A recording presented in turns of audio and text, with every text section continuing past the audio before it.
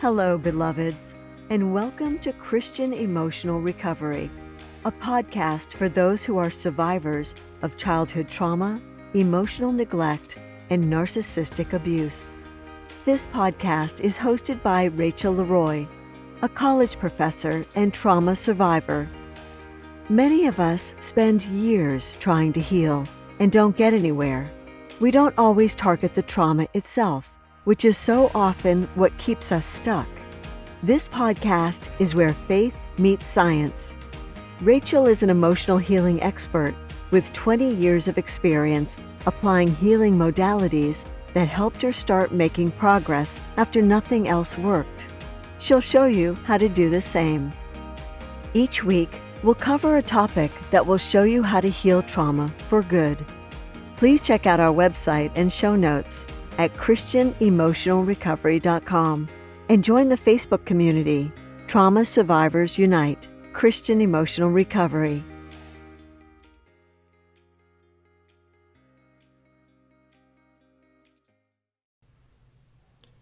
Hello, this is Rachel Leroy, and I am the host of Christian Emotional Recovery.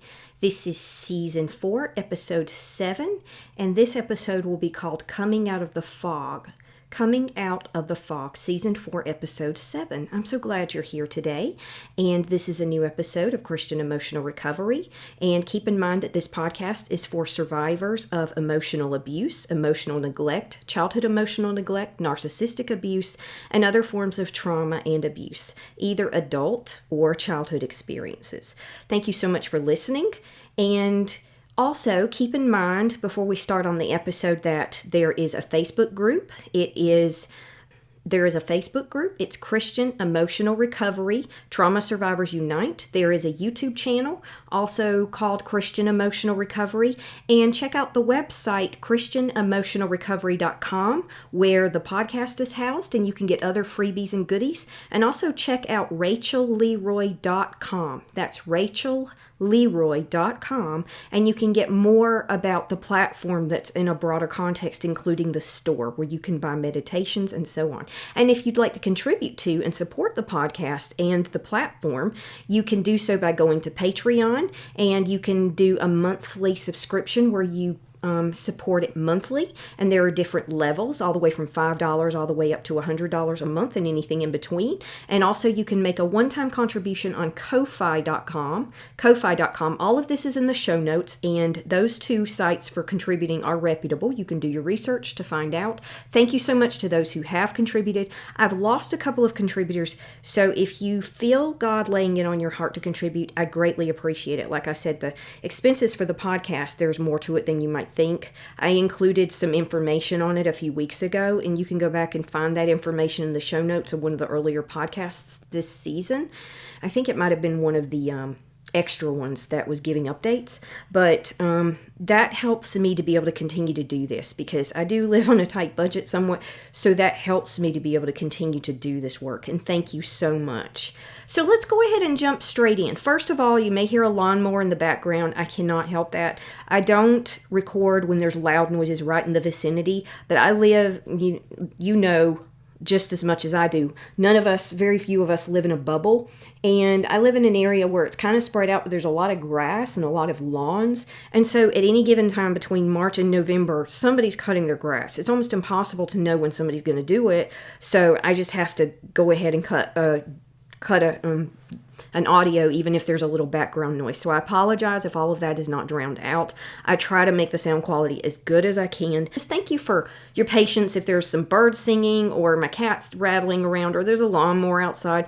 I try, like I said, to cut as much of that out as I can, but it's not always possible, especially in the warmer months here in Georgia where grass grows about 9 months out of the year. So let's go ahead and jump in. Coming Out of the Fog, that's F.O.G, like F period O period G period. So what is fog? What does that term mean here? So fog means fear, obligation, and guilt. It means fear, obligation, and guilt. And for me, the way I was wired and some of the people that I was around, I was wired very, very strongly to be very manipulated, for certain people to be able to use fear, obligation, and guilt to control and manipulate me, just like I was the puppet and they were the puppeteer, and they were just picture the person with the old-fashioned string puppet, and they're manipulating it and making it do what they want, and you're on the other end and you can't control it. And that's what I picture, and that's how I spent a lot of the younger years of my life, and it's unfortunate and it sucks. But when you see that you're being manipulated like that, especially when somebody uses your good intentions and when somebody uses your good heart, they will see that empathic or that codependent in some cases tendency, or just somebody who's a good person that wants to help other people and has a tender conscience, and they will clap onto that person and manipulate the hell out of them. And so one of the purposes of this certain episode is to cut those strings so that that puppeteer cannot control you anymore and you can get your life back. Because no matter what's going on, doing good is a good thing. And there is a certain amount of obligation that we feel that might be a good thing that's on our conscience. But if it's coming from a place that's fearful, if it's coming from a place that feels just like pure duty, and it comes from a place that's just from guilt and from shame, then that's not really always a healthy place for our motives to come from, right? Even the Bible says God loves a cheerful giver, and that God doesn't want people that are lukewarm. And I think what he means by that isn't people that necessarily are radical, but God just wants people that love him and people that are doing things willingly. That comes back to the agency and the autonomy that I've talked about earlier weeks. God respects our free will. God doesn't want us to do things under compulsion. He wants us to do things because we want to. He wants us to do things because we're so outpouring from his love and from his grace. And we're so grateful for that. And it's so sincere that we want to pay that forward, that we want to pay it back, and that we want to give and help. So when we are coming from a place that's genuine and we want to give, that's totally different than fear, obligation, and guilt, which is a different thing. So I want to get into that to help you to understand it. So in today's episode, we'll be talking about what is F.O.G, and it's not exactly the same thing. There's more overlap than not, but emotional manipulation is basically, F.O.G is basically a form of emotional manipulation, but there's more to emotional manipulation than F.O.G. Does that make sense? So we're focusing on fear, obligation, and guilt. That is an acronym that was coined by, I forgot the lady's name, but I'll come back to that in just a little bit and tell you a little bit more about where that term came from. And so F.O.G is a form of emotional manipulation, but there are other forms of emotional manipulation that aren't just F.O.G. So we're honing in on F.O.G today, because that one I think is especially important for Christians to be aware of, because people will take advantage of your good nature. They will use scripture against you to manipulate you, or they will use your own good sense and your own good heart against you to manipulate you and control you. And I don't want you to be in that prison anymore. If you are, I want you to be able to do things because you want to. And that requires examining your motives. So in today's episode, like I said, we'll talk about what is F.O.G. We'll go over a definition, what F.O.G and emotional manipulation look like, and we'll break that down into different definitions and different parts of F.O.G, how it works, how the person that came up with it defines it, and then how can Christians, empaths, and people with codependency be especially vulnerable to F.O.G, and how do we overcome it? That'll be the next section. And then lastly, ways to respond to emotional blackmail and F.O.G, and we'll go through some specific strategies that the person that coined this term came up with, and as well some of the suggested strategies in the articles that I'm using today. So I'm using 4 articles in my sources today, and I'm also using, I'm going to recommend a couple of books, so that will give you some more resources if you want to dig deeper into this. So first, let's talk about what is F.O.G. Like I said, F.O.G is an acronym for fear, obligation, and guilt. And just like it sounds like, F.O.G is something where we've talked a lot about emotional manipulation, gaslighting. We've talked about subtle manipulation and abuse and how those can go undetected and how they can be the most insidious, like emotional neglect. And in some cases, they're conscious and they're they're done on purpose, and in other cases they're unintentional, and they're just people who are stressed out, uneducated, dealing with other problems. I'm not justifying that behavior, but just explaining where that comes from. Or in the case of a child or someone who might have a mental disability, it might be something that they're not aware they're doing. They may not consciously understand the implications that they're manipulating somebody, if that makes sense, if they throw a tantrum or something like that. So we're going to talk about all of that a little bit today. So what is F.O.G? The definition, I'm going to read from Wikipedia. I don't use a lot of Wikipedia articles, but honestly, there weren't a lot of resources here. So there's more books on this than like articles, and people talk more about emotional manipulation, but I wanted to hone in specifically on fear, obligation, and guilt, because this is one that I've really struggled with, and only in the last couple of years have I begun to find some freedom in this area, because I've worked really hard to set boundaries and worked really hard to understand where this comes from, and worked really hard to realize that people who are especially raised in codependent religious communities can be raised to believe that if anybody needs help ever in any circumstance, they are obligated to help that person, and that they can't say no, that you can't have any balance here, and that you're a bad person if you ever have to say no to somebody who's in need. Now, we are supposed to help people, obviously. We are supposed to help people in need, and that doesn't mean that we just say, oh, well, I can't do it, and you never do it because you go too far the other way. There's a balance there, I think. And I think the key is to find that balance as it works for you.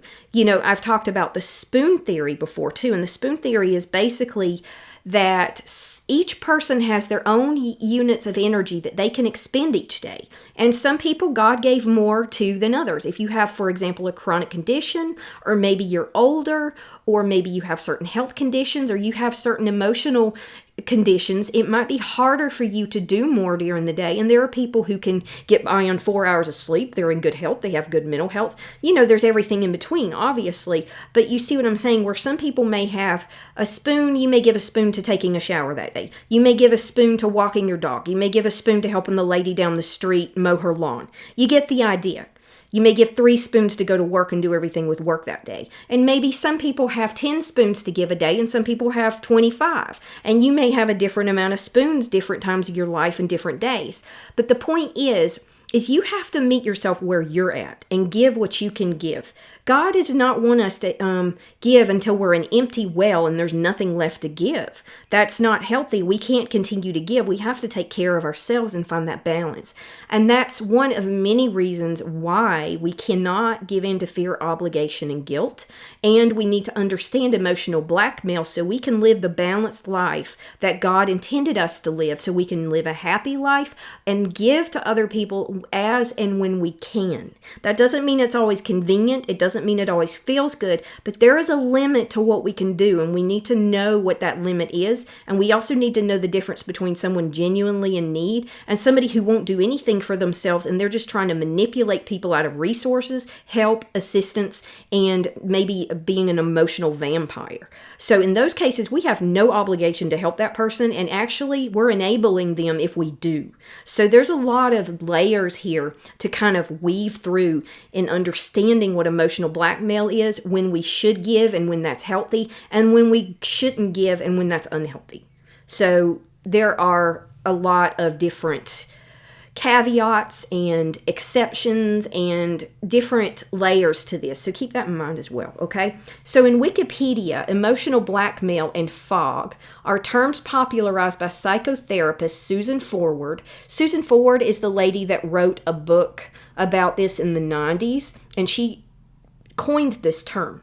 So this comes from psychotherapist Susan Forward, and it's been around for a while, actually. But she coined it about controlling people in relationships and the theory that fear, obligation, and guilt are the transactional dynamics at play between the controller and the person being controlled. Understanding these dynamics is useful to anyone trying to extricate themselves from the controlling behavior of another person and deal with their own compulsions to do things that are uncomfortable, undesirable, burdensome, or self-sacrificing for others. So let me read that last sentence again. Understanding these dynamics is useful for anyone trying to extricate themselves from the controlling behavior of another another person and deal with their own compulsions to do things that are uncomfortable, undesirable, burdensome, or self-sacrificing for others. So am I saying you should never do anything self-sacrificing? No. But it's the context of it. It's the motive behind it. It's the circumstances around it that make it what it is, right? So a little bit more about fear, obligation, and guilt. That was Wikipedia, and that was emotional blackmail, the definition. In another article, there is a website called BPD Family, Facing Emotionally Intense Relationships. That's the website. There's an article called Emotional Blackmail, Fear, Obligation, and Guilt. And I don't see an author here. I'm assuming it was written by whoever creates this website. But it talks about fear, obligation, and guilt and how we allow loved ones to control us. Here it says in their 1997 book, Emotional Blackmail, when the people in your life use fear, obligation, and guilt to manipulate you. So that's the title of the book by Susan Ford and Donna Fraser. It states that emotional blackmail, this is the definition from their book that they're quoting, emotional blackmail is a powerful form of manipulation in which people close to us threaten to punish us for not doing what they want. Emotional blackmailers know how much we value our relationship with them. They know our vulnerabilities and our deepest secrets. They can be our parents or partners, bosses or coworkers, friends or lovers. No matter how much they care about us, they will use this intimate knowledge to win our compliance. According to Ford and Fraser, fear, obligation, and guilt, F.O.G, are the tools of emotional manipulators. And then it says emotional blackmail and F.O.G terms coined by psychotherapist Susan Ford, PhD, are about controlling relationships and the theory that fear, obligation, and guilt, F.O.G, are the transactional dynamics at play between the controller and the person being controlled.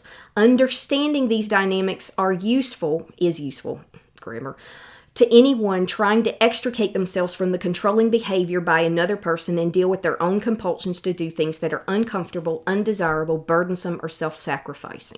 So that's the definition, and I noticed that some of these articles are using some of the exact same language, so I don't know who's stealing what ideas from whom, but yeah, there's a lot of, some of them were, the wording was exactly the same, and there was some minor plagiarism going on, but anyway, so that is the definition of fear, obligation, and guilt / emotional blackmail manipulation. Okay, so that's what it is. And I've talked a little bit about the nature of it and how it can be hidden. I'm really talking about these hidden things because these are the things that need to be brought to the light. These are the things that need to be washed away in truth and in healing. And so what is F.O.G? So we talked about what F.O.G is, a definition of it. Why does it often obscure our clarity and thus is called F.O.G? So the reason for that is because if somebody is so wired, especially if you're wired from birth, if you were raised in an unhealthy Christian home, then this is going to be especially true for you because you might have been raised by one narcissist and one codependent in a lot of cases where you were taught that you have to do this and you have to do that. And the compulsion is so strong that it just, there's a term, and I'm actually in this group where it's spiritual OCD, religious OCD, and it's an actual thing.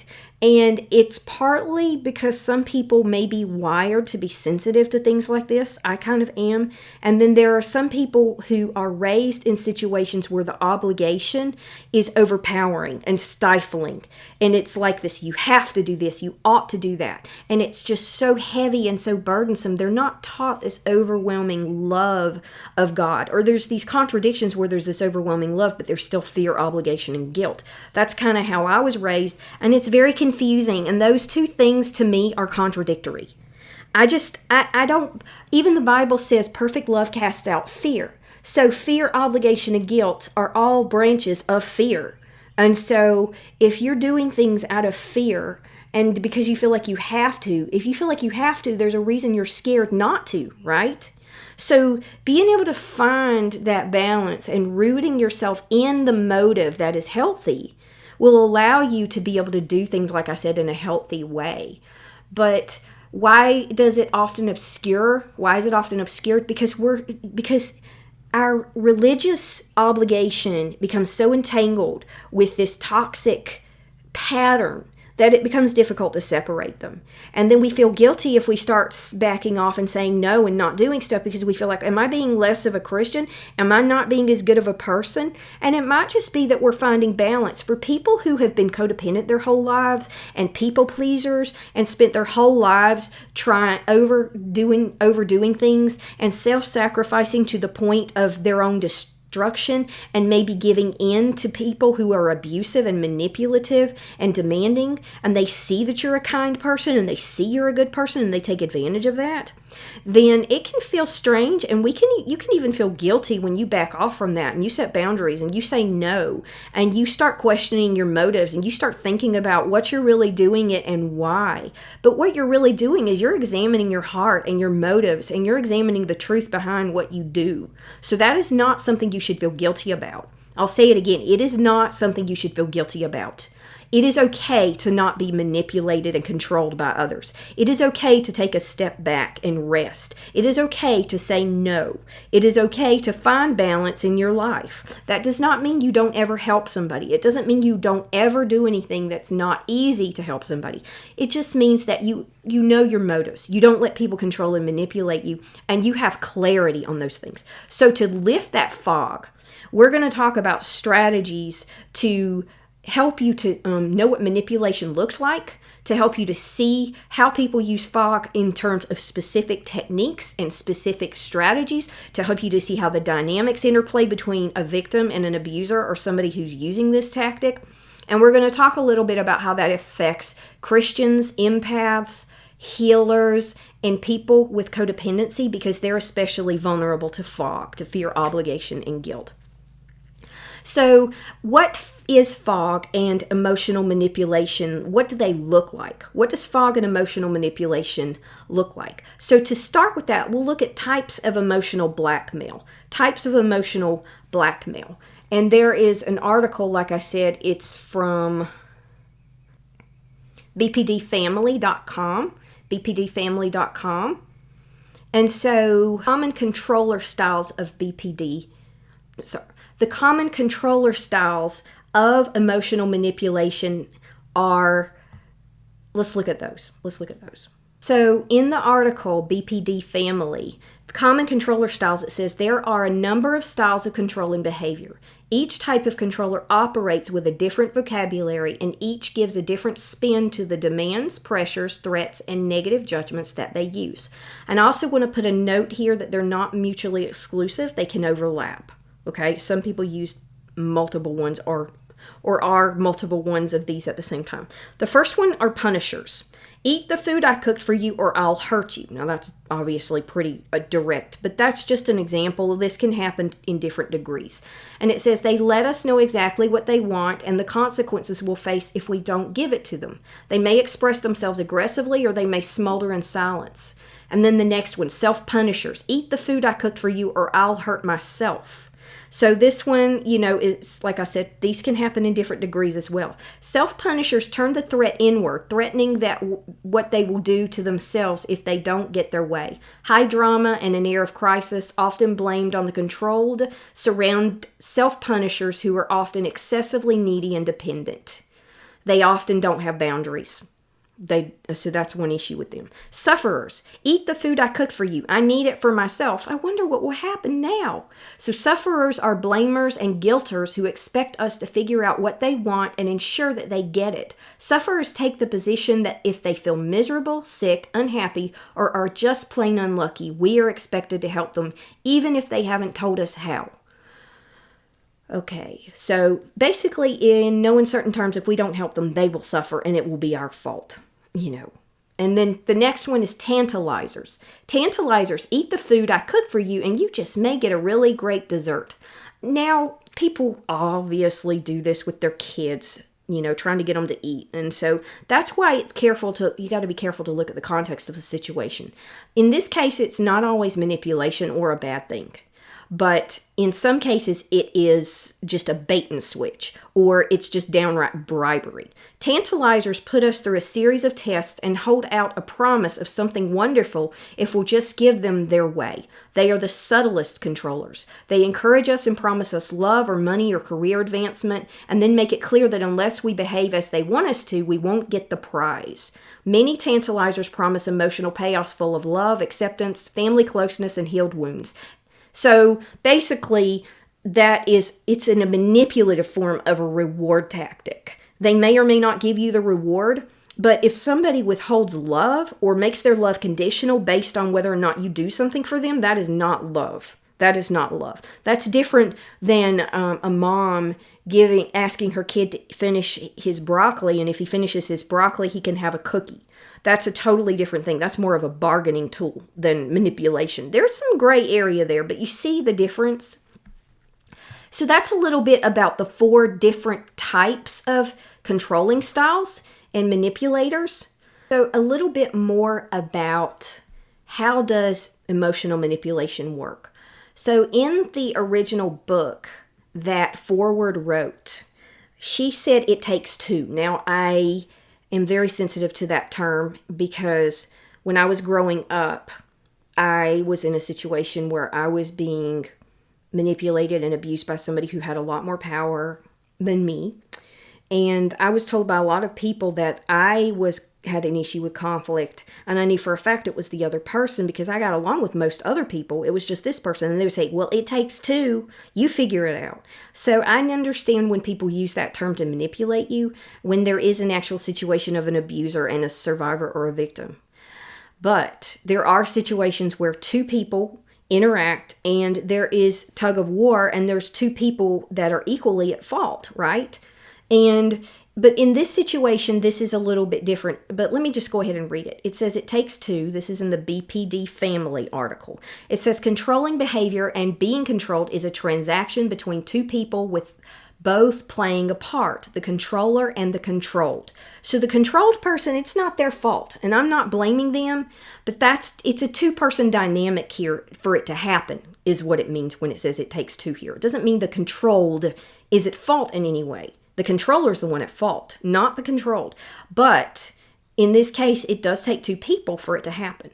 So for the controller, the role is having dysfunctional psychological defenses and coping mechanisms. For the controlled, the role is providing an enabling reaction to this dysfunctional reaction. The transaction has 4 parts: the demand, the resistance, pressure and threats, and compliance. So this is what happens when somebody is using emotional manipulation or F.O.G on somebody and there is a controller and a controlled. The demand, this can be direct. I don't want your mother coming here, or indirect. Nothing's wrong. I know you don't have time to listen to my petty problems, by the controller. So they're just, first, they make a demand or they start to manipulate you. They start in on their thing. So the second one is the resistance. Objection to the demand at some level by the controlled. Resistance. The third one is pressure and threats. Pressure and threats can be subtle or quite direct. Pressure and threats can be subtle or quite direct. And then the last one, if the person gives in, the controlled gives in, it's compliance. It's compliance. Giving in by the controlled to the pressure and threats and doing something uncomfortable, undesirable, burdensome, or self-sacrificing. So that's when they give in to this person's threats, pressure, control, manipulation, or tantrums. So that's how it works. There's the demand, the resistance, the pressure and threats, and then compliance. So that's the dynamic of it. So you can identify it, you can see it, and you can start to protect yourself from it. And when you see yourself in that situation, you can start to back up.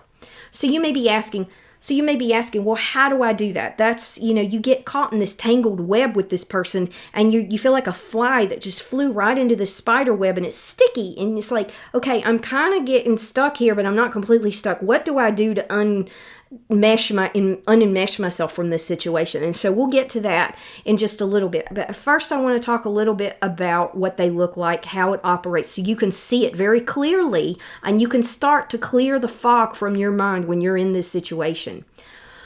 So, how do you read the signs of emotional blackmail on the controller's part, first of all? Now, there's an article in Positive Psychology. It's a long article in Positive Psychology. This article is called 18 Ways to Handle Emotional Blackmail. 18 Ways to Handle Emotional Blackmail, and it's by Karen Dahl. And she has a PhD in psychology. And so this article gives you a very comprehensive look at emotional blackmail, what it is, how to handle it, what it looks like, the different strategies people use, and different strategies you can do to help yourself back off from that, not become manipulated by people, and to protect yourself in the future. So this is a really good, comprehensive, really long article on emotional blackmail is what it focuses on, even though it does mention fear, obligation, and guilt, and it does mention Susan Ford's book, Emotional Blackmail. A little bit about the techniques that controllers use. Let's look at that. So here in the article it says, because the tactics can be covert, emotional blackmail may be difficult to spot, especially for those who may experience more vulnerabilities to it. According to Forward, she says, blackmailers make it nearly impossible to see how they're manipulating us because they lay down a thick fog that obscures their actions. All the while we attempt to fight back, they ensure that we literally can't see what is happening to us. They can use covert techniques that create confusion by 1, making their demands seem reasonable, 2, make the victim feel selfish. I got that one a lot growing up. A lot. Pathologizing or making the victim seem as though they are crazy, ally with someone of influence to intimidate the victim, and there are warning signs of emotional blackmail in a relationship. So those were the covert techniques that are used by the controller. Now, in the positive psychology article, the warning signs of emotional blackmail. If one person frequently apologizes for things that are not their doing, such as the manipulator's outburst, bad day, or negative behaviors, you're apologizing for their behavior. That's not the way it should happen. They should be apologizing for their behavior, not you. You don't make them do anything. That's different than somebody holding a string, trying to get a reaction on purpose. Then you react, and then they blame you. That's gaslighting. You see the difference? So another warning sign is if one person insists on their way or nothing, even if it is at the expense of their partner or the other person. So if they're black and white thinking and there's only 2 ways and there's more than 2 ways that could be viable here, that could be a sign. It seems to be a one-way street of sacrifice and compliance. You're the one making all the sacrifices and compromises. Or one person feels intimidated or threatened to obey or comply. So those are warning signs of emotional manipulation and fear, obligation, and guilt, and how people will try to obscure it and make it look and confuse you. Does that make sense? They're trying to manipulate you and confuse you. What are the impacts on the victim or the survivor? So the victim, it says, the victim of emotional blackmail typically feels insecure, unvalued, and unworthy. This is still the positive psychology article. They often struggle with low self-esteem and doubt their own needs. Victims can demonstrate the following characteristics: approval-seeking, people-pleasing, extreme compassion and empathy, tendency to take blame, tendency to feel pity for others, try to avoid conflict, peacekeeping habits, strong sense of responsibility in doing, quote, the right thing, fear of abandonment, sensitivity, inclination to personalize things, fear of anger, self-doubt, low self-esteem. Now keep in mind that some of these qualities are good to have, and highly sensitive people like empaths and people like that can have high senses of empathy and peacekeeping, and even the Bible talks about blessed are the peacemakers. So these are not necessarily bad qualities, but they are qualities that in some cases, if somebody has a lot of them, not just 1 or 2, but a lot of them, they're going to be more likely to be a target for somebody who tends to manipulate people. And they may be more easily manipulated until they empower and educate themselves and set boundaries, which is what we're doing here. So those are some of the impacts on the victim, or the survivor, as I prefer to call them. So some of the techniques that emotional manipulators and blackmailers use, still in the positive psychology article, except here are some examples of demands and threats in emotional blackmail. So some of these are violent, so just a little trigger warning there. But if I ever see another man look at you, I will kill them. If you ever stop loving me, I will kill myself. I've already discussed this with our pastor, therapist, friends, family, and they agree that you are being unreasonable. I'm taking this vacation with or without you. How can you say you love me and still be friends with them? You've ruined my life and now you're trying to stop me from spending money to take care of myself. It was your fault that I was late for work. If you wouldn't cook an unhealthy way, I wouldn't be overweight. I would have gotten ahead in my career if you had done more at home. So emotional blackmail is some kind of threat to the other person, whether it's underhanded, subtle, passive-aggressive, or direct and straightforward. So that's different than asserting your needs and setting a boundary. Setting a boundary is when you're just trying to take care of yourself and you're not trying to hurt the other person. Emotional blackmail, fear, obligation, and guilt go into your space and invade your space without your permission, if that makes sense. They try to enmesh with you. They try to control what you do. That's the difference between you setting a boundary. You're not telling the other person what they can and can't do for themselves, but you're telling them what you can and can't do in that situation regarding them. That's different than controlling someone. So keep in mind that they have all kinds of strategies and things that they say. Things like, if you don't take care of me, I'll wind up in the hospital, on the street, unable to work. You'll never see your kids again in the case of like a divorce maybe. I'll make you suffer. You'll destroy this family. You're not my child anymore. You'll be sorry. I'm cutting you out of the will. I'll get sick. I can't make it without you. Those are some of the strategies and some of the things that emotional manipulators will say to try to control you. And in some cases, they know you're a good person and they'll try to use your goodwill in order to control you so that they can get what they want. It's pretty sick. It is pretty sick. And so those are some of the warning signs and some of the examples of phrases that people who are doing that to you might use. So those are ones to look out for, especially if somebody uses them frequently or there's a pattern there. So below this, like I said, there were examples of blackmail in that article. So let's talk a little bit about how Christians, empaths, and people with codependency can be especially vulnerable to F.O.G. and how do we overcome it?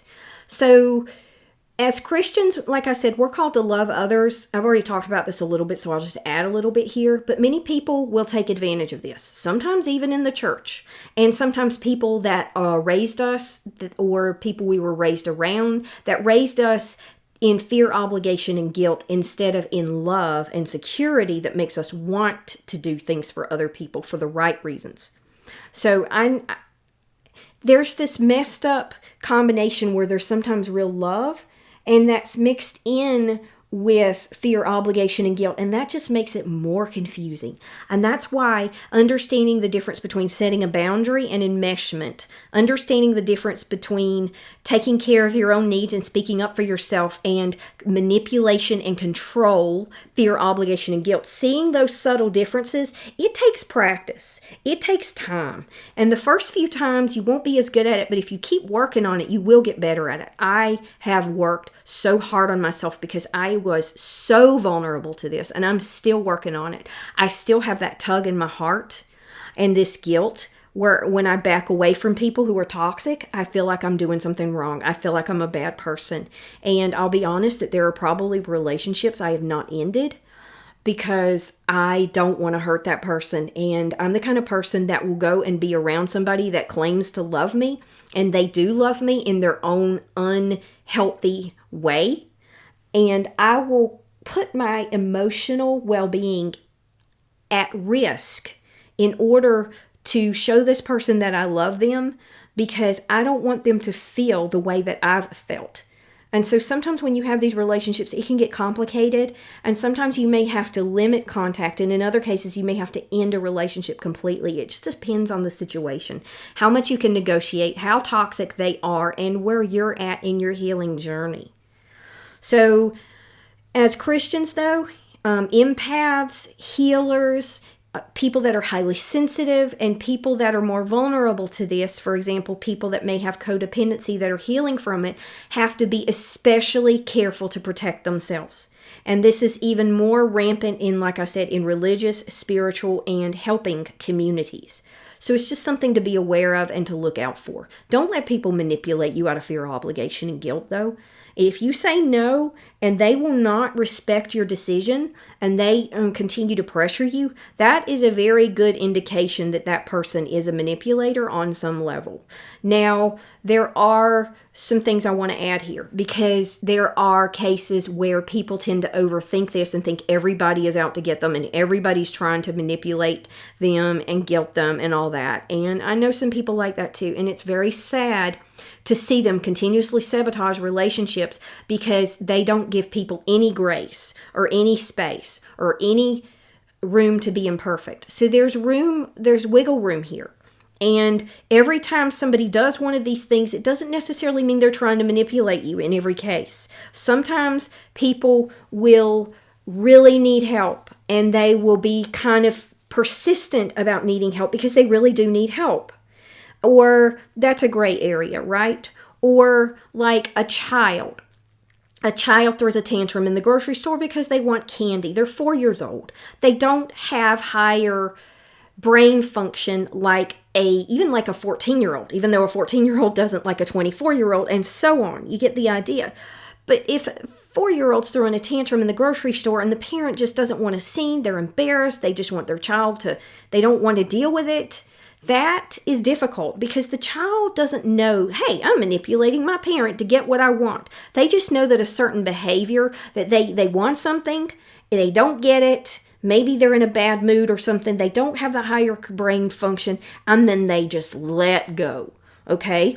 And so in those cases, they're not being malicious. They don't understand the implications of what they're doing. They're just a child and they're just trying to figure out the world. And I'm not saying their tantrum should be tolerated. No, that's the other side of it that we're going to talk about, is you giving in to somebody enables them, whether it's a child, then they'll know that it works, and then they're more likely to become a manipulative abuser themselves when they get older. But if you set boundaries and you're like, nope, no sir, we don't do that, and you say no, and then they have a screaming fit and you just let them have the fit, that's not fun. That's not easy. That is awful, actually. But you teach that child, and then you comfort them, and you're like, hey, it's okay. You're teaching them, you don't yell at them and tell them they're terrible and abuse them. But by setting that boundary calmly and sticking with it, whether it's a child or an adult, you're actually not enabling that behavior to continue. And if you keep doing that over and over, that person will realize this person's not going to give in to me.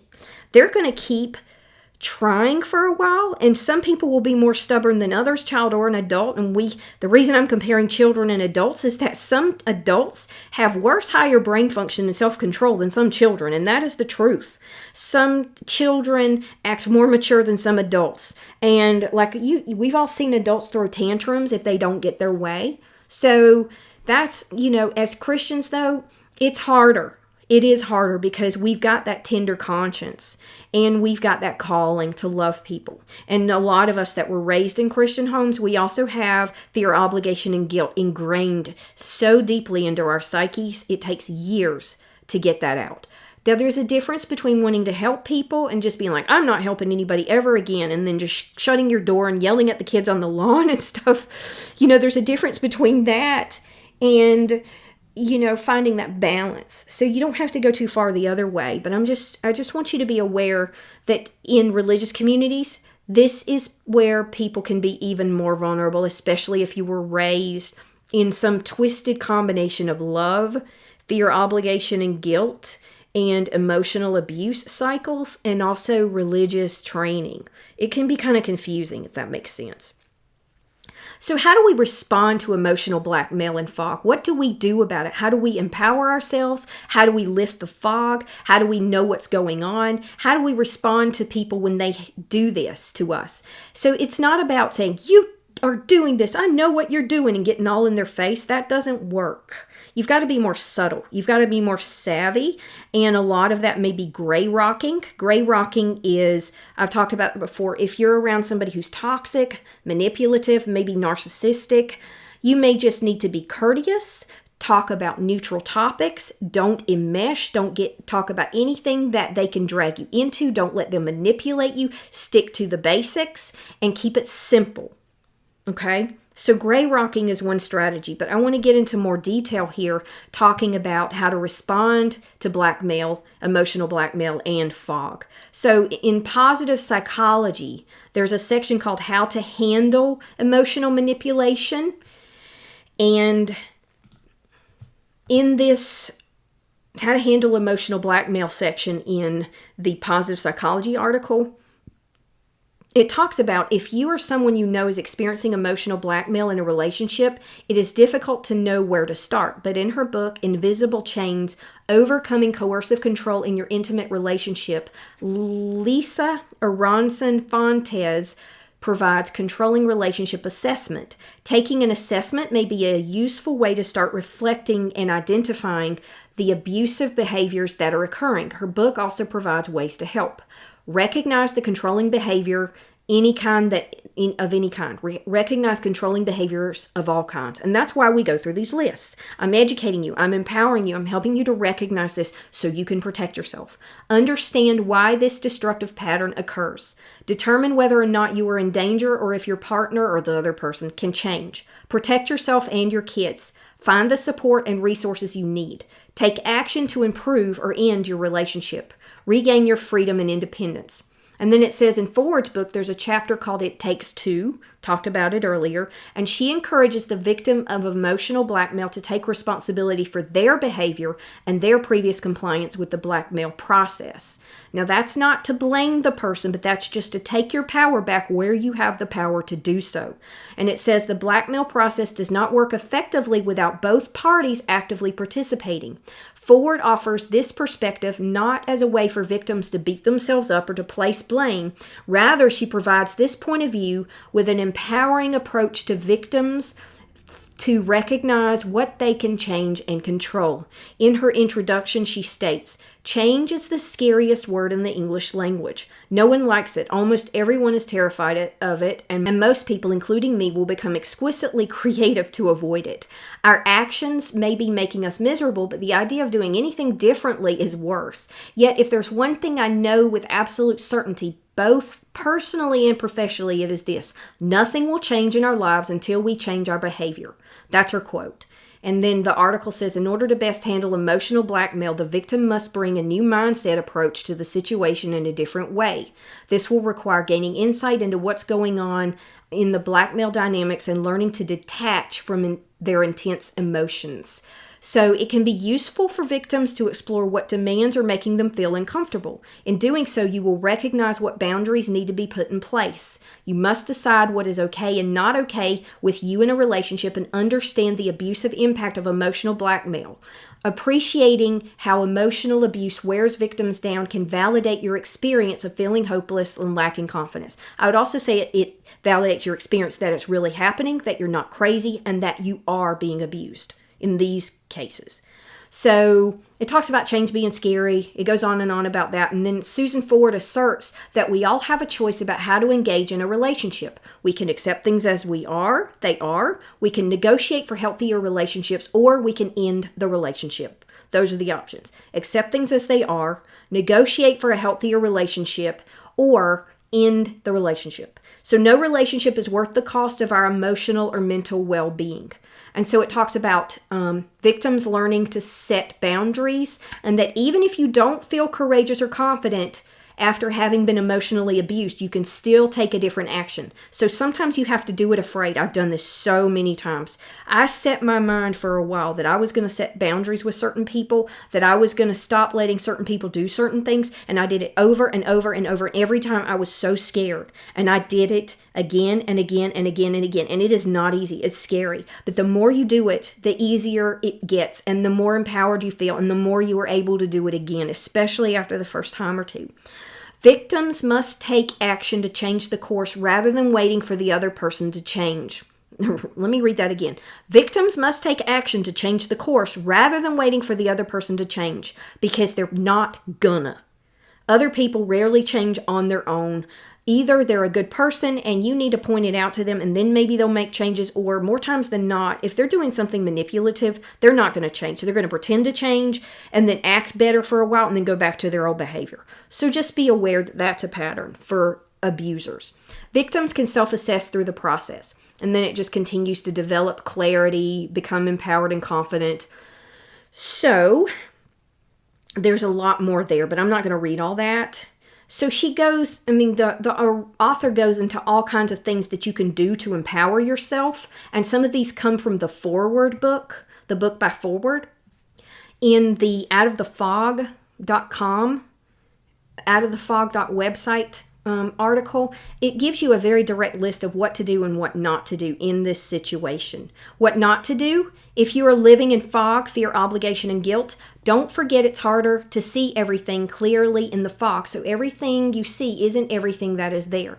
Don't rely purely on your gut instincts or feelings to guide you because your feelings are mostly negative.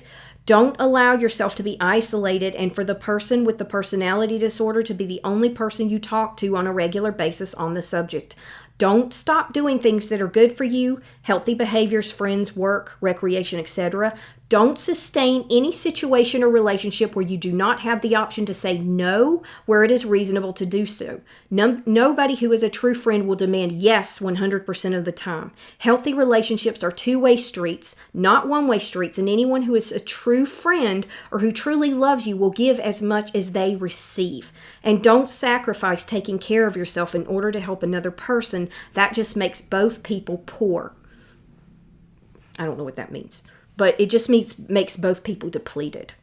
So what do you do? What do you do? This is still in the Out of the Fog website. Learn all you can about personality disorders. Get yourself a support network where you can discuss things that concern you without feeling judged. Work on setting boundaries that will help you escape the feeling of helplessness, hopelessness, and powerlessness. Try to add logical, rational thought to every emotional thought of fear, obligation, and guilt. Try to substitute what really works for what feels right when you are making decisions. In other words, sometimes you have to override your feelings and make a different choice here. That doesn't mean you don't acknowledge how you feel. It doesn't mean you don't process how you feel, but you don't push that stuff down. But you're like, I feel this way, but I'm going to do this instead. And that is how you can't let your fear control you. It's scary as heck, but you've got to make the decision that will help you to do it. And you've got to do it over and over and over again. It's tough. It's tough. I'm not going to lie, but you can do this. You can do this. You've got this. Just take one step. Just do one thing at a time. You only have to think about that one time when you're doing it, okay? And then it says, promptly remove yourself and any innocent children from any emotionally or physically, I would say, abusive situations. So those are some to-dos and to-not-dos in the Out of the Fog website article. So, a couple of last things to wrap up. How do you respond to emotional blackmail and fog? What do you do? There are 5 steps in the BPD family website article. And so you change your response, it says, and you change your life. In the simplest sense, to change this dynamic, we need to alter the way we respond to it. So first, step 1, don't respond to the moment a demand is made. I'll say it again. Don't respond to the moment a demand is made. Now, somebody will put you on the spot and you'll become flustered, but I've learned a phrase that I can always rely on that will come to me no matter what, and that is, let me get back to you on that. Let me get back to you on that. So if you don't know what else to say, you can say, let me get back to you on that. It tends to neutralize their emotions some, and it gives you time to step back and think so you can make the right response for yourself. Give yourself time to think and assess the matter. We want to respond, not react. Remember, I've said many times before, the point of power is that space between the trigger and the reaction. And the longer you can create that space between those two things, that is the more likely you are to make a good decision, to use your higher brain function, and to make good choices. Step 2, let go of your emotional ties to being controlled, at least briefly, and try to be an independent observer. So step back, don't enmesh, and look at it logically. Observe, look at it logically. Step 3, respond in a constructive way. Non-defensive communication, do not defend or explain your decision or yourself in response to pressure. That's my cat. Use phrases like, I'm sorry you're so upset. I can understand how you might feel that way, without fuel from you, the controller's attempts that worked so well in the past will fizzle. I know this because I've dealt with some very hardcore people who sometimes I just have to be around them, and they are very toxic and very unhealthy to the point of maybe psychopathy. And these strategies don't always work, but they definitely work a hell of a lot better than reacting, than getting flustered, than giving them the reaction they want. They want you, in the cases where they're really toxic, they want you to be flustered. They want you to feel out of control because that's what they get off on. That's what they enjoy. That's how they control you and manipulate you. And if you step back and you're calm and you're rational and you observe, you practice or role play ahead of time, and you have some strategies and tools, and then as soon as the more you do this, the more you practice, the more you study and learn this stuff, just like if you're taking a test, you have the answer comes to you. So when you're in that situation, your mind might go blank, but the more you do it, the more it will come to you, the more the higher brain function will happen. Consider how to respond to the person in a constructive way without name-calling, labeling, or negative judgments. Enlisting the controller as an ally. Sounds strange, but sometimes you can negotiate a little bit. When emotional control reaches an impasse, it's often helpful to shift the conversation by involving the other person in your problem-solving process. Approach with curiosity and a willingness to learn. Bartering, if it's works in that situation. When you want another person to change his or her behavior, and at the same time you acknowledge that you want to make a change of your own, barter may be in order. It's a win-win. It enables resentments to be put aside. Using humor. I wouldn't do that with people who are really toxic, but it might work for some people. Step 4, be ready for some pushback or more aggressive responses. Often things will get worse before they get better. Our resolve will be tested. This is common in any type of relationship retraining. We need to have perseverance and confidence that both sides will eventually adjust and will end or reduce the feelings of being controlled. Step 5, periodically evaluate your process. So keep a log of events, actions, and outcomes if it's helpful for your purpose. A lot can be learned from looking at your history. You'll also see how you've grown, and you can pat yourself on the back for your courage, your hard work, and know that God's got your back. God wants us to have healthy relationships. God doesn't want people that are controlled and manipulated. God doesn't want toxic abuse in his house and in his domain and in his work where people are trying to be doing things for the Lord, right? God wants love. God wants kindness. God wants willingness. And so a lot, it says, can be learned from looking at history. What works, what does not, and if progress is being made. All of this should be factored into our decisions of how we go forward. And then, like I said, that's some of the ways that you can respond when you're in a specific situation like that. I'm sorry, the lawnmower is still making a lot of loud noise. But how to stop emotional blackmail. There are a lot of things that you can do to stop it, and this is the last article I'm going to read from. Thank you for following me. This one is research heavy. There's a lot more here than in some of the topics that I go over, but some ways that you can stop emotional blackmail are, some of the techniques I've already listed, but I'm not going to go through these because of time, but there are 3 strategies in the positive psychology article that I think you might want to take a look at. There's a contract, and that's when you list a number of promises you would make to yourself. It identifies basic ground rules for you to follow. Take time every day to read the contract aloud. So it might be, I, John Smith, recognize myself as an adult with options and choices, and I commit myself to the process of actively getting emotional blackmail out of my relationships and out of my life. In order to reach that goal, I make the following promises. And then there's a list. I won't read all of them. And then there's a signature. And then you could read that every day to remind yourself. And then a power statement. I think this is based on Forward's work as well, and this is in the Positive Psychology article, but it says another way to deal with emotional blackmail is to create your own power statement. Repeating a power statement can ground you when the pressure is turned up by the manipulator. For example, I'm not doing this. I won't do this. It might be something you just say to yourself, but you say it. I will not do this. This power statement is succinct and impactful, like a mantra, and it works because it directly counters the belief that moves us to compliance, that we can't stand the pressure. You can do it. You can do it. Okay? Self-affirming phrases is another one. By backing down and giving in, you may feel a lot of negative emotions. I'm not going to read all of those. But in order to change these emotions, it's important to start with changing your thoughts. Develop some self-affirming thoughts and patterns to retrieve and repeat, especially when that stuff comes in. That's when you use this stuff. That's why I give you these tools.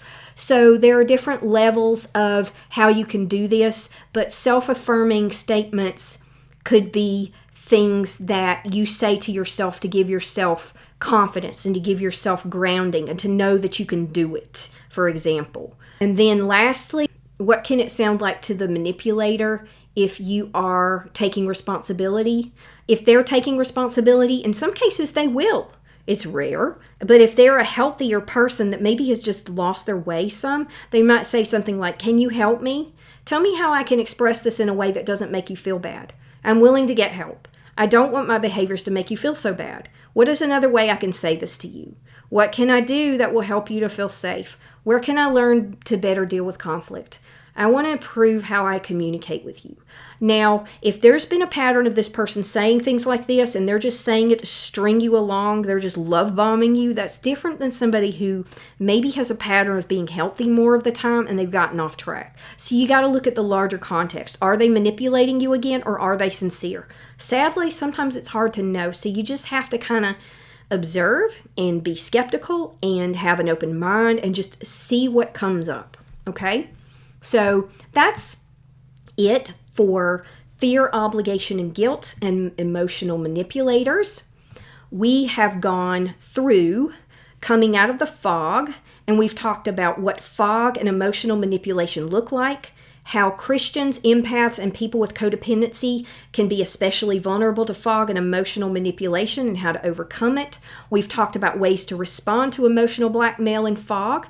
2 books that I recommend. One is Out of the F.O.G by Dana Morningstar. That has been a pivotal book that's made a huge difference in my life. I read it several years ago. It's detailed, it's comprehensive, and it's very helpful. It's Out of the F.O.G by Dana Morningstar.